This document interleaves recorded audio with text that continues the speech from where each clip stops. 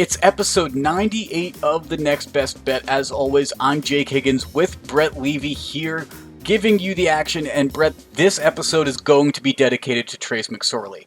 The Ravens may have lost, but his 70-yard touchdown pass to Marquise Brown helped the Ravens cover. That gave me my second win from my picks in episode 97. Ended up going 2-4-1. But we did have that voided cancel bet. You and I both picked that college football game that was on Tuesday morning. Didn't end up happening, though. No, it's probably our fault, Higgins, because we both loved it. And when we both love something, they take it away from us. So If that one of us stayed happened. away, maybe we would have been good. Yeah, maybe, no one would have gotten sick. Everything would have been smooth, easy. But we liked the game, so they said no game. Other than that cancellation, you were really close to going perfect, and we're going to talk about this game a little later. But, Brett, you're having a good start to your college basketball season, it looks like. Yeah. Honestly, Higgins, it's been a lot of fun watching all the college basketball. I've enjoyed the few games sprinkled in throughout the day, and obviously a majority of the slate being played at night when most people are home. But I think it's been a really good way to get college basketball back on the scene here, Higgins. Yep, and now let's jump into Beginners Boulevard, Brett. We're going to take it back to the basics here a little bit. I want to talk about the term even money. Now, when you see lines in a sports book, often they're going to be minus 110 if it's a spread or an over-under, and that 10 is the VIG. That's 10% that's going back to the sports book. But every once in a while, you'll see the odds at plus 100, which is even money, meaning that if you bet $10, you get $10 back. You bet $100, you get $100 back. Whereas if it was minus 110, if you're betting $10, that's $9.10 back. If you're betting $100, that's $91 back. So always, always, always watch those odds, because while you may like the spread, you don't like the odds or the VIG that there is in a certain sports book, which is also part of why we like to line shop. Isn't that right, Brett? Yeah, it's a great reason to line shop, but I think you're right. Whenever you get an even money bet, Higgins, you kind of just already feel like you won. And in Oregon, every once in a while, before you see the spread move, you'll actually see plus money spread odds, which we'll get into later. One of my picks is going to be a plus money odds in the NFL, but we're going to talk about college football right now. We have a couple games on Thursday. We have a couple games on Friday, and then a jam-packed slate on Saturday. But, Brett, we have more canceled games going on once again, and a few games that are being threatened at potentially being canceled, postponed, maybe opponents getting switched up. Yeah, the opponents getting switched up seems like a real possibility this weekend in terms of some of these mid-major teams who are trying to make their case for the college football playoff, Higgins. And if there was ever a year, this is it. This is the year. Who knows if Ohio State's going to get their game in this weekend? So there are definitely question marks for the committee, where a mid-major team this year that's undefeated and played a full schedule absolutely can make their case. Hey, this is the year to try weird things. We've seen it in professional sports with the bubble scenarios. We saw it with the NBA doing an expanded playoff scenario, the NHL doing expanded playoffs. I wouldn't be surprised, I wouldn't be against if college football went and did an 8-team playoff instead of their 4-team that they have been doing the past few years, just because there are these weird arguments. I mean, Ohio State at 4-0, they are a great program, but are they as worthy as a mid-major that has made it through an entire football season like Cincinnati or BYU without having a game postponed or get sick, or and have been able to play out their entire season as scheduled? I mean, I don't think a team deserves to be hindered for their conference being pushed back, but I do think some teams that have been able to play their full schedule should gain credit for that. But let's get into our picks, Brett. Let's talk about Friday's games: Louisiana Lafayette, App State. Yeah, the only ranked team going in the middle of the week. Uh, La Tech, North Texas, Air Force, Utah State on Thursday. But you mentioned it, the big team playing during the week, Louisiana Lafayette, or if they tried to rebrand themselves recently, Louisiana. So I'm not Just the sure. Raging Cajuns. The Yeah, Raging I'm Cajuns. not sure. I saw that the other day. I was like, UL. What happened to the second L? But App State, the home team in this one, and they do not have the little number next to their names, Higgin. But the sports books don't care. They said App State at home -2.5. And honestly, Higgins, I was leaning App State anyway in this one. And when I saw that they were the favorites, it kind of just made me want to go on them a little bit harder. So I may actually put an extra half unit on this one because I feel like I'm on the side of the books. I feel like the public is going to see that little 24, little 25 next to Louisiana and be like, oh, well, App State has 2 losses. How can they lose this one? And that's how casinos are built. You'd rather add on an extra half unit than maybe bump the line to -3, -3.5? Yeah, just, it's one of those things where I could absolutely see me in New Jersey or Vegas being wrong on this one, but Vegas wasn't built on losses, Higgins. It was bought because the casinos were winning. Well, you brought up exactly the point of App State, Louisiana. You very well could be wrong on this, as well as the Vegas sports books. That's why I'm staying away from the spread. I'm going with the over under 50.5. I'm taking the over. And if you look at both of these teams' offenses, they're averaging between 4 and 5 touchdowns per game. The reason they haven't consistently hit their overs is if you look at who they've played, their defenses have just completely shut them down. Maybe not exactly a shutout of 0 points on the board, but only one, maybe two scores. I expect this to be a little bit more back and forth. I expect the offenses to still be there, though. So at 50.5, I'm going to go with that and take over because I could see this being a 35-28 game or maybe a 31-28 type of game. Yeah, I honestly I'm excited to watch this one on Friday night. I'll have this on with the college basketball, but it's good to have a good game to look forward to on a Friday night where the schedule's a little bare and there's a nightcap as well. Boise State at UNLV. Boise State -27.5. I'm not gonna hop on that one, but seeing Boise State on a Friday isn't bad either. And I mean, let's talk about how good this Sun Belt has been, though, because that's what this matchup between Louisiana and App State is. And Appalachian State's known for typically trying to run through that Sun Belt. They're the team that has the biggest name since they upset Michigan all those years ago. Well, Coastal Carolina is holding the edge over Appalachian State in their division of that conference. And then on the other side, it's Louisiana Lafayette. So that Sun Belt Conference Championship game, whenever that happens and whoever it's going to be between, should be a great game. And this game is going to be, it's going to heavily implicate who's going to be in that game, who wins this Louisiana App State game. Because if App State doesn't win this game, it's very hard for them to catch up to Coastal Carolina. Yeah, absolutely. I mean, Coastal's been great all year. We mentioned they have a big game this weekend, potentially against Liberty or potentially against BYU. There's some rumors out there, so we'll have to keep our eyes on that one. But you found a line out there for the Liberty game right now, Higgins. Yes, so this is conditional of whether the Liberty Coastal Carolina game happens. Now, there's expectations that on Thursday morning, Liberty's going to have their decision on whether or not they'll be able to play. Apparently, Coach Freeze has been without his defensive staff for a majority of the week, and there's been some hints of some cases, and we're going to find out if Liberty will be able to play or not on Thursday.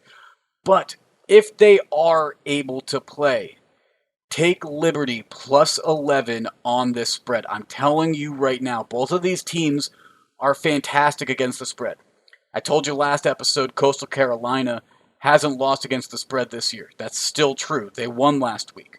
However, they haven't faced the competition that Liberty has. Liberty's played a lot of ACC opponents this year, and they've done rather well against them. They're 9-1 on the season, with their one loss being a 1-point loss to North Carolina State. 11 points is too big of a margin for this game for me. I'm taking the underdog specifically because I don't think it's going to be a multi-score game. I could see this coming down to the wire, coming down to the very end. However, if Liberty's not able to play and it's BYU Coastal Carolina, I'll have to see where that line is because I'm intrigued. I'm not really sure how I'd go with that one. Yeah, well, so I guess there's a few things that I would have to take into consideration here. One is college game day is supposed to be at the teal turf, Higgins. The teal turf and Ooh. college game day. So I know why Coastal Carolina is scrambling for a backup plan in case of emergency, right? You don't want to lose college game day. It's Um, probably why BYU's showing a little more interest than they might typically.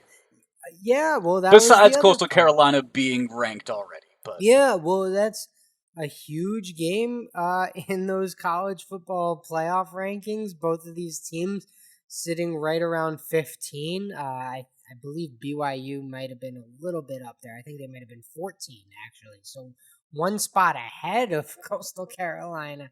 So this would be a huge matchup in those college football playoff rankings. And honestly, Higgins, I just want to see the teal turf on a big stage. So either of these opponents would be great for me. yeah, I mean, it would be so sad for Coastal Carolina to have such the season that they're having, earn college game day to come to their campus for this special occasion, and then not be able to play. It would be so 2020 for that to be the case. It would be a I'd feel bummer. so It bad would for be a that team. bummer. Yeah, it would be a bummer. And who knows the next time Coastal Carolina is this good again? So fingers crossed it's soon. Absolutely. However, Brett, you're on a Big Ten matchup that we typically find me on. Whenever Nebraska's around, it typically piques my interest. But Luke McCaffrey, Adrian Martinez, there's too much of an in-season quarterback battle going on for me to want to be anywhere near those games because I don't know who's starting. I don't know how they're going to play. There's a lot of questions going on with that Huskers program. Well, so Higgins, I was fading Nebraska early in the season. I was against them, and then they were making that quarterback change, and I was like, ooh, I'm gonna be in on that one game for the quarterback change, and they looked good against Penn State.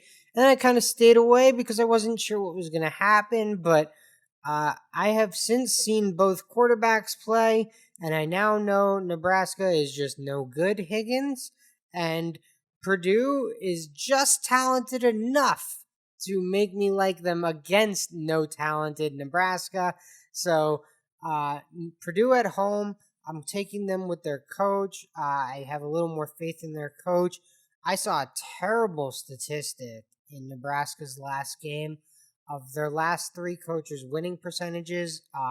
Now, one of those coaches is now the current D coordinator of LSU, so maybe he's not so good anyway. But Mike Riley was in there in the middle, and even he had a better winning percentage than Scott Frost. Scott Frost is a legend at Nebraska. I don't want to heat up his seat, but you got to Oh, it's start hot thinking already. it's getting It's pretty it's very warm. It's Oh, hot. it's gotten very hot already, and I will make this stance personally. Nebraska, the reason you haven't won a championship since the 90s is because you are too heavy on these coaches right now. Scott Frost signed a 7-year deal.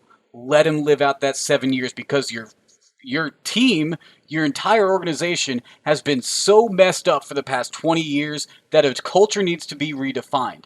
And the fact that it's year 3 and just after last year giving him a contract extension of 2 years after he hadn't done anything, gave him an extension of extra 2 years. Sit with the guy that you have.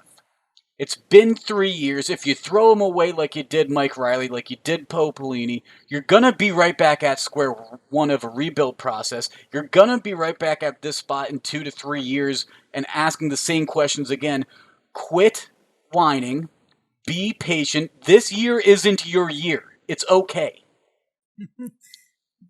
You know, this obviously 2020 vision, but I always go back to it. I'm like, man, when they were firing Pelini, I'm like, dude's 9-3 every year. Nothing wrong with going 9-3 every year as your floor and being like, man, I hope our ceiling's 11-1 this year.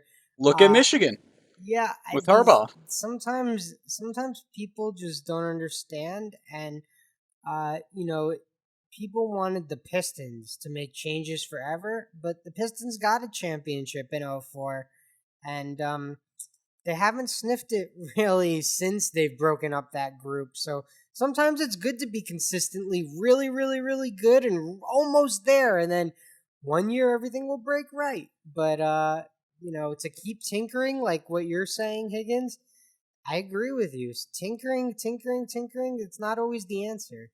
Not to mention, during the coaches' rotation of those last three, Nebraska moved to the Big Ten. And guess what? You have more serious recruiting competition in the Big Ten than you do in the Big 12. You have Ohio State, you have Penn State, you have Michigan. You're probably falling at least fourth on that list. Nebraska in the Big 12, I mean, you have Texas, you have Oklahoma. You're going to fall farther down, but it's a little bit more of a competition for those out-of-state kids, I would say, in the Big 12 than it is for the Big 10. Big 10's competitive like that. I think Nebraska, you got to be patient. If you fire Scott Frost, even at the end of this year, you're going to regret it because you're just back to square one again. Anyways, let's get back into our picks, though, Brett. You just said that you like Purdue. I agree with that one. I'm going to be on a ranked matchup, though. Another mid-major matchup, though. Rice at Marshall. Now, Marshall is a 23-point favorite, and this would typically be a little too high for me for a team that I haven't consistently watched week in and week out.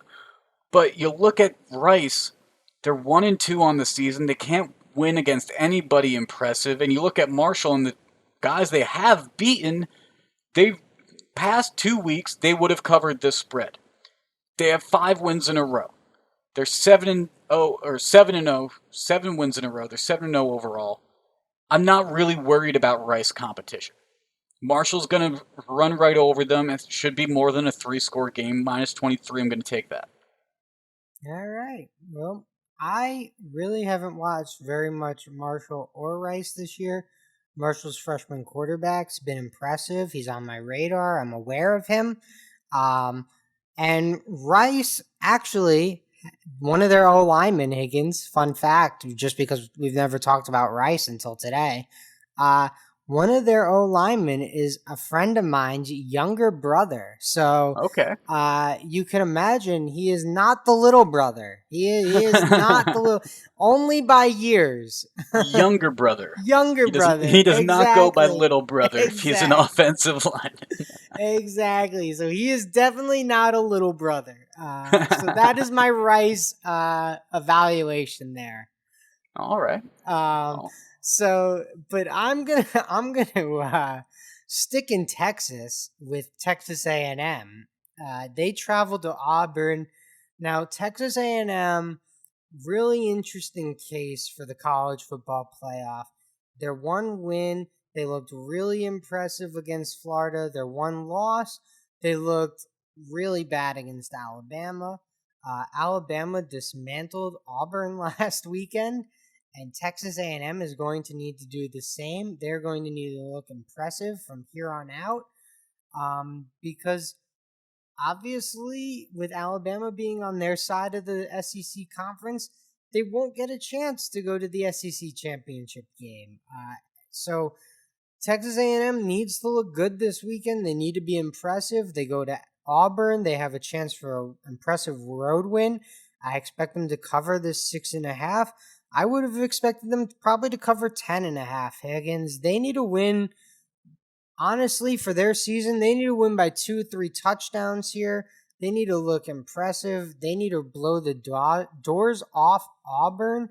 And if they want a shot at being that second SEC team, uh, you got to win and win impressive. Well, so Auburn's most recent loss, besides Alabama last week, was to South Carolina, 30-22 loss back in October. Good news for Texas A&M. 2 weeks ago, or at the beginning of November, they beat South Carolina 48-3. And So then South I think Carolina you're fired their coach.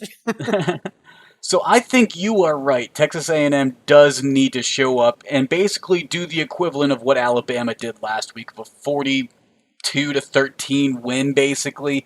They need to embarrass Auburn and Bo Nix. And honestly, after they lost the Iron Bowl, Auburn's probably going to phone it in anyways with a 5-3 record. Yeah, I think this is a good spot for A&M to back A&M on the 6.5. I'm actually going to get my money in here early, Higgins, and I don't want it to move. I saw that line. It's a good line for a better to be on. Now, it's the SEC. Things can happen. It doesn't mean it's going to come home, but that is a good line for us to be on as betters because Texas A&M needs more points than 6.5 to win over the College Football Playoff Committee and have their name potentially be called as that second SEC team. A team that's kind of in that similar scenario, to me at least, is Clemson. Now, the College Football Playoff Committee, they did grant them the 4 seed.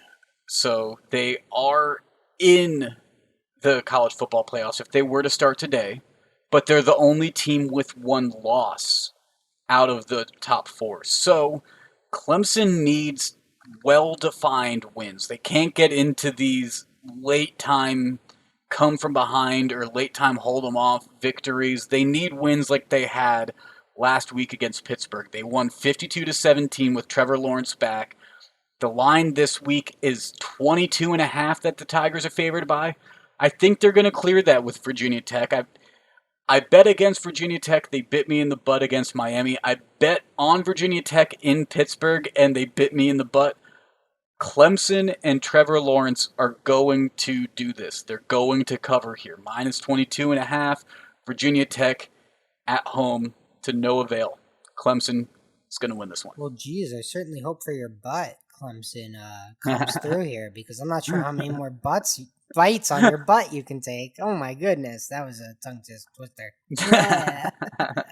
Yeah, I don't got much left back there after the tough losses I've had already this year, but I think Clemson's got this one. I mean, Trevor Lawrence coming back just makes that Tigers team a whole different breed compared to when DJ was quarterback those few weeks. I think to your point, I think Clemson wants to come out and look impressive. Say, look, we've got our quarterback back. We're a different team. Look at us.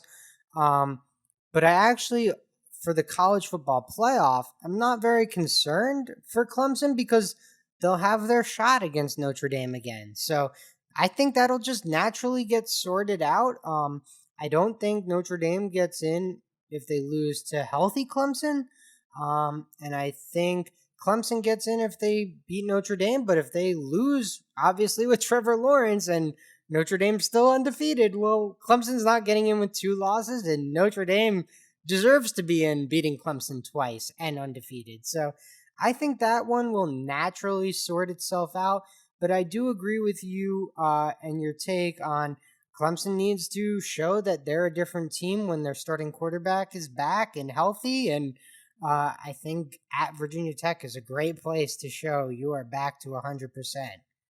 It can be a hard place to play, and Clemson's 3-6 against the spread, which would be a red flag for me if it weren't for the fact that Virginia Tech is also 3-6 against the spread.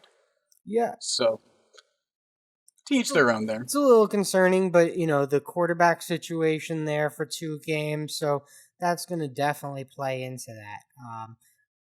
He went 0-2 against the spread, so there you go. Yeah, Clemson, the 3 weeks that Trevor was out, they did not cover. Or the 2 weeks that he was out, they did not cover. And then last week when Trevor was back, they did cover. So I'm pretty confident with that. But We have one more college football pick before we get into our Moneyline Magic, right, Brett? Yeah, one last game in the Pac 12. USC takes on Washington State. USC minus 12 and a half. USC is undefeated.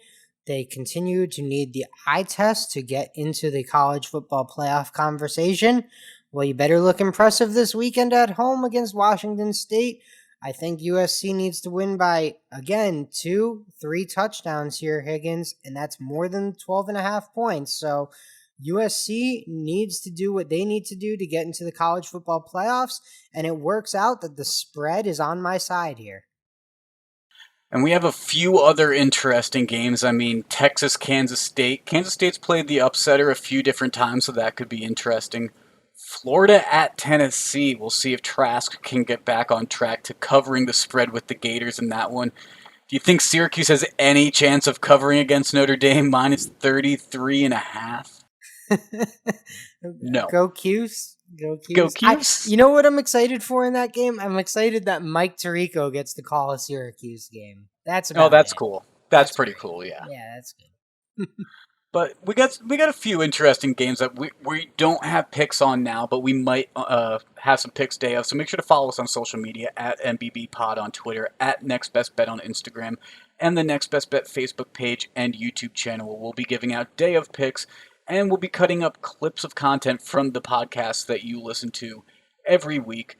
Let's get into our Moneyline Magic, though. And Brett, this one touched you personally with the Texas Southern Wyoming game. You would have been perfect if you got this game called right, but there was one hell of a comeback. Yeah, that is one way to say that for sure. I don't even need to talk about the first half. It was a blowout. Wyoming up 19 and a half. Wyoming actually kept that 19-point lead all the way till about 16 minutes left in the second half, and things would not go very smoothly after that. Wyoming would go scoreless for the next, basically, Higgins, the next 5 minutes here. Hunter Thompson would finally end that at the 12-minute mark, where he would make a layup to keep the Wyoming lead in double digits. He would actually extend that lead from 10 to 12. But Higgins, Michael Weathers would hit a jumper with 6:50 remaining to cut Wyoming's lead to 8, and you could feel the tide turning here, Higgins.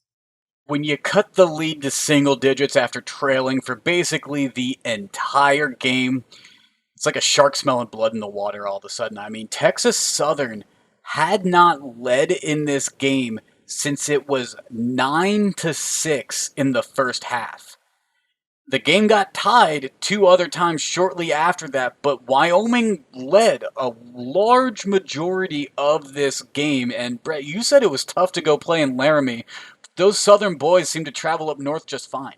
Yeah, no, they were not too worried. And I'm going to skip ahead. I mentioned that there was 6:50 remaining. Well, I'll be here all day if I keep talking about this one, Higgins. So we'll jump to the 2:30 mark here.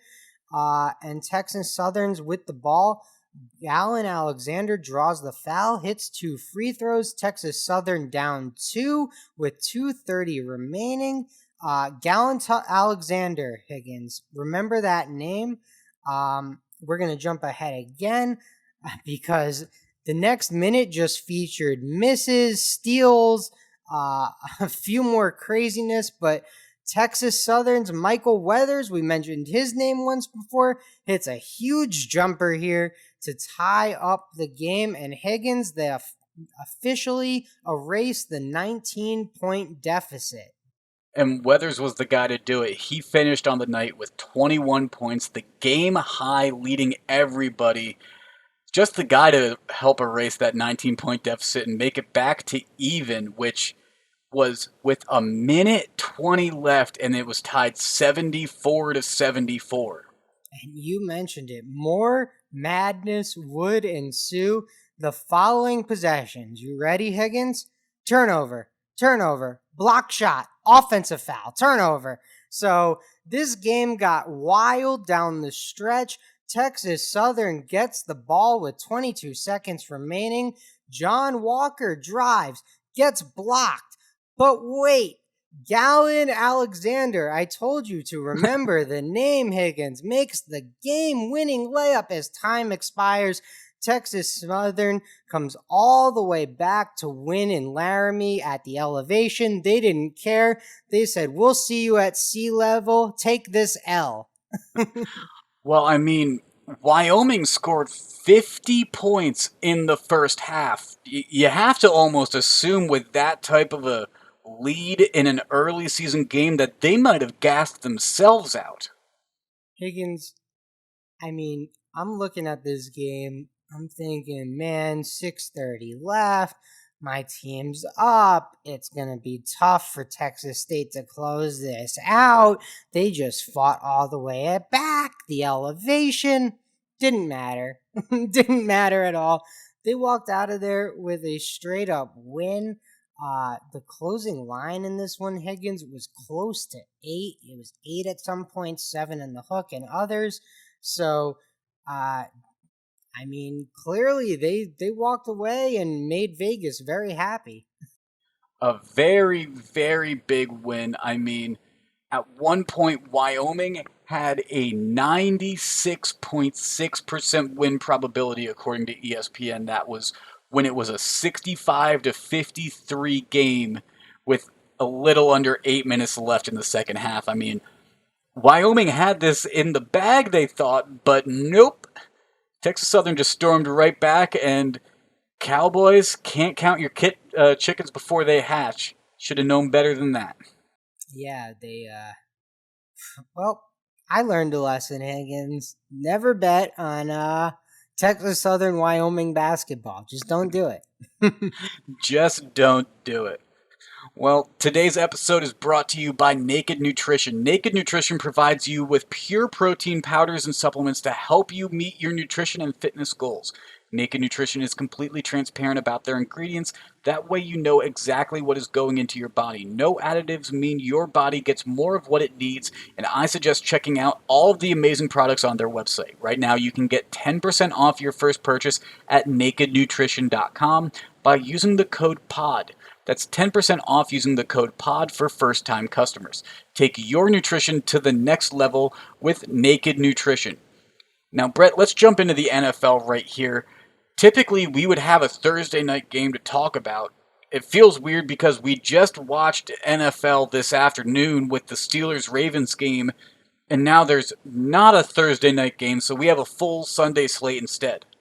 Yeah, I think we have 2 Monday night games and maybe a Tuesday game, Higgins. So, just craziness with the NFL schedule, with college schedules. Just we always have to remind everyone, check the schedules, see the sports books, what's going on.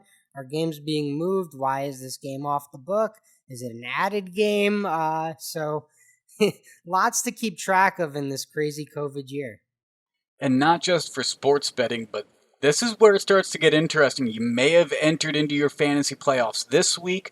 This might be your last regular season matchup. Seeding's very important. This is also where some teams are starting to lock up or get close to locking up their divisions in real life. So now is kind of when you have to start actually paying attention to, okay, who's actually going to be playing like their strategic 3D level chess that goes on with some of these games going on right now. But I don't think that's necessarily going to be the case in the first Sunday game that I'm going to be talking about. The Colts versus the Texans. Now, Brett, we've talked about this Colts team a few times on this podcast, and I haven't been a believer. And then the Colts have consistently proved me wrong and showed me that I should be a believer of this team. They were the defense that had the least amount of yards accrued against them per game. Okay. They were Phillip Rivers leading the charge and going down and getting surprise victories when I was picking against him. Okay. You know what, Colts? You convinced me. -3.5 against the Texans. This division game down in Houston. Deshaun Watson just lost Will Fuller, who had a phenomenal game last week. It does concern me a little bit that the Texans have 10 days to prepare for this game. and for that offense to get right without Will Fuller. But I think that the Colts are still going to handle this offense and still handle that defense, rather, and win by more than just a field goal at the end. So -3.5, you can find me on the Colts here.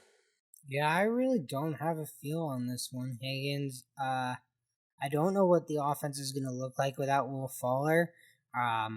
Is it going to be more run heavy? Are they going to give his targets to the tight ends? Are they going to spread him out amongst the wide receivers?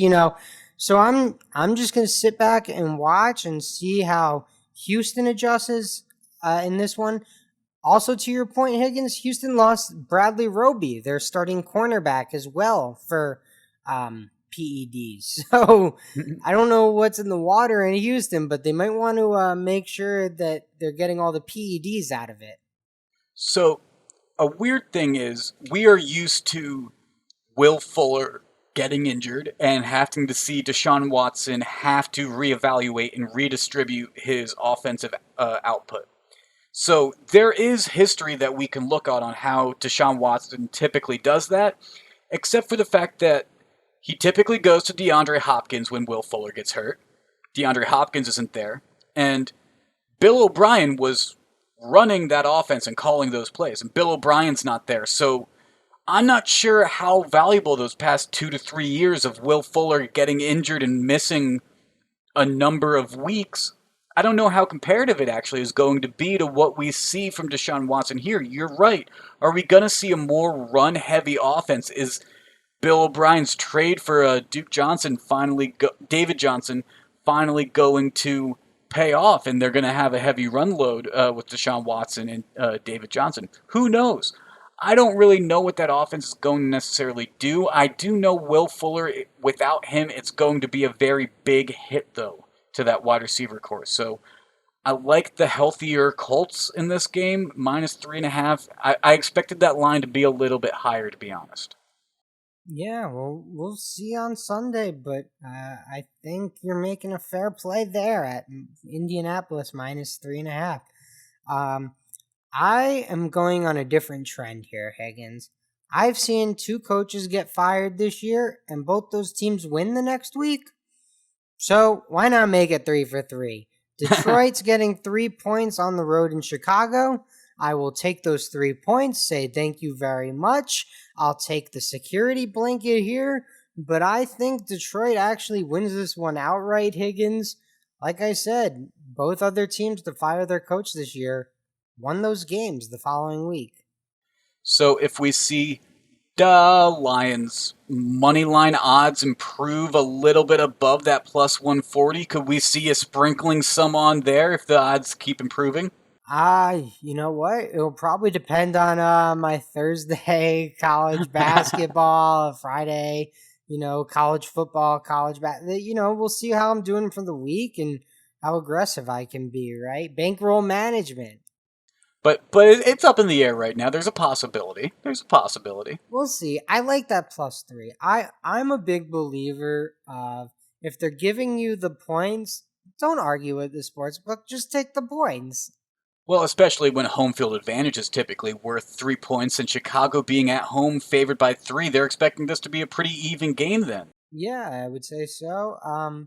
And maybe the home field advantage comes into play here because Detroit's a dome team and playing outdoors. But generally, I haven't even really been handicapping the home field because I don't Because there's know. no There's fans. no fans. Yeah, I don't. I mean, you hear a little bit in Kansas City, I guess, but even still, I'm not worried about the 20% crowd capacity of the Chiefs. I get you. I agree with that. I agree with that. We're going to keep it with another away team pick here. I mean, I had Indianapolis, you had Detroit, so that's 2 away team picks right there. New Orleans at Atlanta.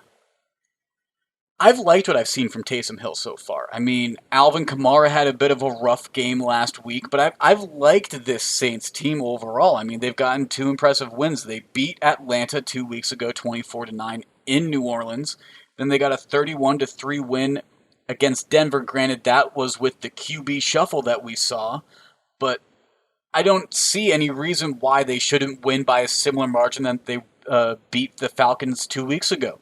24-9. New Orleans is -3, and this is where our beginners boulevard term comes up. Even money, I'm getting actually plus money, plus 104. I'm locking in these odds early, like you were with your other pick, Brett, because I could see this getting bumped up to -3.5. I could see it maybe even going to -4 to get back to those -110 on either side odds. But I'm going to take New Orleans while they'll give me a little bit extra back, just because you know what? Sure. Yeah, there you go. Can't hate it. Can't hate it at all. And Taysom Hill, he's truly worked as their QB so far. I mean, they're not necessarily passing the ball as much, but the guy really is a Swiss Army knife, and it's very hard to defend against him. We'll see if Atlanta can this week, but I don't think they will. I don't think they will. Well, they're the only team that gets to see him twice, so they already saw him once. This will be time too. And this is a big game for New Orleans to try to help lock up that NFC South. Right now, they have a 2.5 game lead over Tampa Bay. They're 9-2. Tampa's 7-5. If you can get up to 10-2 here, that makes it very difficult for Tampa Bay to be able to steal the division from you. Yeah, no, definitely. The division is theirs for the taking right now, so let's see if they can lock it up. And then the last game that I am picking, Brett, Philadelphia at Green Bay. Now, I will condition this with I am waiting till the day of because I need to see what the weather's going to be like. But as long as I don't see precipitation in the weather, I'm taking over 47 because Green Bay so far on the year has gone 8-3 on their over-unders. 8 overs, 3 unders. Philadelphia just played the tormentor this past week by scoring a late garbage time touchdown that meant nothing. So you know what that means? Carson Wentz doesn't like to give up. He's going to play till the clock hits 0. For an over-under, that helps. For you want a guy like that when you have an over on the line. You know what helps in over-unders? Going for 2. Yes, it does. Yes, it does. Going for 2 definitely helps for over-unders. And maybe Philadelphia will do that again. They played the ruiner to everybody. 91% of America was on Seattle -6.5, myself included. I And did then, okay in that, Higgins. And I did yeah, okay you. today, too, where there was a backdoor cover. I don't know. Maybe more people should just bet like me. Or, just believe like me. Trace McSorley. Or Trace believe like you. McSorley. Or believe like you. Yeah, you were definitely a beneficiary of that backdoor cover today. That quarterback switch, everything. So And nice. quarterback switch meant everything. Hopefully RG3's hamstring quad is okay. He did continue to play after it looked like he initially pulled that, though, so hopefully it's not too serious. But there are our picks for the NFL. We also have some interesting games like Cincinnati, Miami, the Giants versus Seattle, Rams, Arizona. That should be a great game. I was eyeing that. Couldn't make a pick this far out from Sunday, but I would expect by Sunday I'll have a pick for that. Brett, before we get out of here, let's preview a few of these college basketball games. We don't necessarily have any picks, but there are some great games that are going on, starting with Thursday night. Arizona State, who you like for the Pac-12 potentially, taking on a Pac-12 opponent with California. Yeah, no, I actually don't like Arizona State Oh, for the sorry, no, you Pac-12. like Arizona, not Arizona State. That's my Yes, bad. so You're right. Arizona State's the favorite in the Pac-12. I took Stanford, who looked pretty good this weekend, and Arizona is kind of long shots there, but we'll see. Stanford's kind of they've impressed me so far, so I like that ticket a little bit. And Arizona State actually had been playing at Mohegan Sun, and UConn and USC will play at the Mohegan Sun on Thursday night, and that's a game I'll be watching for sure. USC has the Mobley brothers, Higgins. They actually both had double doubles in their game versus BYU. So, two brothers both walked out with double digit points and double digit rebounds. Not bad. Brother see, brother do. Yeah, exactly. Exactly. And we've got some good games on Friday as well. Wisconsin Marquette is always a big one. Marquette located in Milwaukee, for those that were not aware. So that is a bit of a rivalry game there. And then Seton Hall, Oregon, is definitely a great game. Unfortunately for me, Higgins, I won't be able to bet on that one, seeing as my sportsbook's in New Jersey. Well, if you just drive a little bit farther and go into Pennsylvania, you will be able to. Yeah, Now, Seton Hall was a betting favorite of mine last year. They kind of surprised, and they had some good value on the sports books. How do you see them this year? Do you think they're going to contest? well, Miles Powell was the key cog last year. They brought in a great transfer, Bryce Aiken from Harvard. He seems to be coming off the bench. I think he was battling an off-season injury, so maybe he's not 100% yet. Seton Hall will not be as good as they were a year ago, Higgins, but they'll still be a very tough, competitive team. Oregon, a team that's relying on a lot of transfers, might still be trying to figure themselves out early in the season as well. So we'll see how that game goes. I'm going to be honest, though, I'm a little bit more interested in the Wisconsin Marquette game. Uh, just the little natural rivalry there of location, always a Yep, little added intrigue. absolutely. The game that I'm most excited for until our next podcast, though, is Saturday's game Ah, between Gonzaga and Baylor. a I hundred mean, percent. number one versus number two, you can't get much better than that in early December basketball. No, I mean, that is the game to watch this weekend for sure. If there is one college basketball game to watch, Gonzaga Baylor. That could be your championship preview. The third team I have in the Final Four right now would be Villanova, and the fourth slot's open, but I'd say those three slots are pretty much filled. And Villanova caught an early loss to Virginia Tech, so their ranking dropped a little bit. They're not in that competition with Gonzaga and Baylor for the top spot right now. They were supposed to play on Thursday, but their game against Temple, Battle for Philadelphia, got postponed. As of right now, though, they are supposed to be back in action for a top 25 matchup on Sunday against Texas. That would be an interesting game if that could happen. Xavier, Cincinnati in a crosstown showdown, that would be interesting.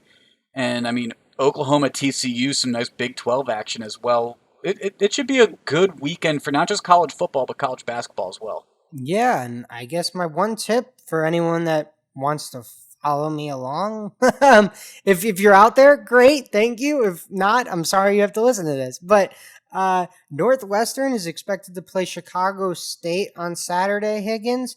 Chicago State has been the worst team in America against the spread over the last 2 years. Just blindly take Northwestern, no matter what. Just do it. Don't even watch the game. Just check the scorebook after, and you'll either win or lose. It won't hurt, but it'll probably come out Northwestern covering, just the trend. I think Chicago State in their last 2 years has covered one game against the spread, Higgins.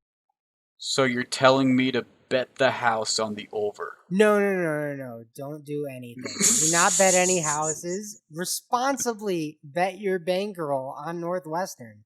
Okay, I'm gonna take the pink slip from my car down to the pawn shop, and I'm gonna bet the house on Northwestern's under. Did I hear you right? No? God, No. God bless you, Okay. Higgins. Good luck. All right, let's get into our Levy lock and pick of the pot and get on out of here, Brett. You did better last episode than I did. You only had one loss. I had four. Both of our picks lost again. That's 3 episodes in a row now. So we're gonna go with this Levy Higgins fade trend that we have going on. What should they fade of ours? I'm just glad I could provide everyone a money line magic opportunity, right? That isn't that what the goal of this segment is, Higgins? Our lock? Like Absolutely, this will absolutely be money line magic. Okay. I agree. It absolutely will. Yeah. So my pick of the pod's going to be New Orleans Saints -3 at +104. Like I said, Taysom Hill's done great. They won 24-9 against Atlanta just 2 weeks ago. So I see no reason why the Saints don't do that again. And now that I say it, watch. Falcons are going to surprise everyone like they did last week against the Raiders, and they're going to win by like 40 points. Well, and I'm going to stick on a trend that has worked so far this season. coaches who have been fired are 2-0, or their teams, excuse me, are 2-0 after the week they've been fired. Detroit fired their coach and GM last week. Detroit plays Chicago this week. They're 3-point dogs. I will take Detroit +3 in Chicago. Well, there you have it for the rest of our picks. In between episode 98 and 99, you got to go to our social media accounts at NBB Pod on Twitter, at Next Best Bet on Instagram, and the Next Best Bet Facebook page and YouTube channel. We'll be cutting clips from this episode to post there, posting picks in between Thursday and Sunday when we record episode 99. But this has been episode 98 of the Next Best Bet. For Brett, I'm Jake. We'll talk to you again after the weekend.